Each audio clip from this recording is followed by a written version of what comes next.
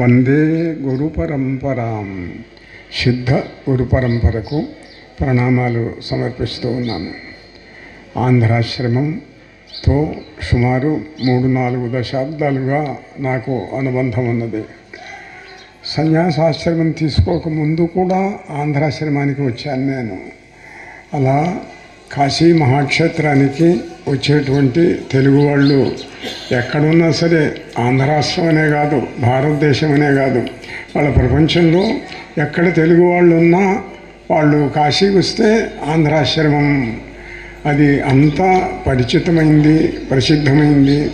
సేవా తత్పరమైనటువంటి ఒక మహాసంస్థగా ఆంధ్రులకు కీర్తి తీసుకొచ్చినటువంటి ఒక అద్భుతమైనటువంటి వ్యవస్థ.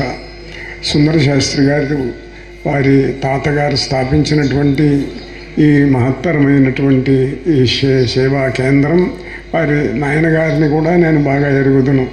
వీరు శాస్త్రి గారు, ఇప్పుడు సుందర శాస్త్రి గారు ఎంతో సేవ చేస్తూ, సేవ చేయటం మాత్రంలో దాంట్లోనే ఎంతో అభివృద్ధిని సాధించారు. ఆంధ్రులకు ఇంకా ఇంకా సేవ చేయాలి అనే ఉద్దేశంతో అనేక భవనాలు నిర్మించి దాంట్లో అన్ని సౌకర్యాలు ఉండేటట్లుగా చేసి, ప్రజలకు ఇక్కడికి రావాలి, ఉంటే బాగుంటుంది అనేటట్లుగా ఎప్పుడు అనిపించేట్లుగా అన్నీ కూడా తీర్చిదిద్దుతూ ఉన్నారు.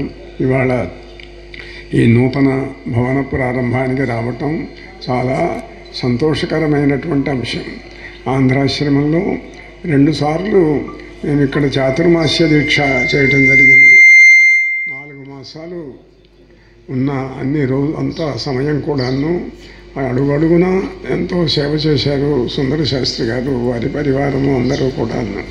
అందువల్ల చాలా కాలంగా ఎందరో పీఠాధిపతులు ఇక్కడ చాతుర్మాస్య దీక్షలు చేశారు చాలామంది. కాశీలో చేయాలి అనుకుంటే ఆంధ్రాశ్రమంలో ఉండి చేయాలి తెలుగు వాళ్ళు ఎవరైనా సరే. అలా ఈ విధంగా సర్వ సౌకర్య సమన్వితమైనటువంటి ఈ కేంద్రాన్ని నడుపుతూ ఎంతో సేవాభావంతో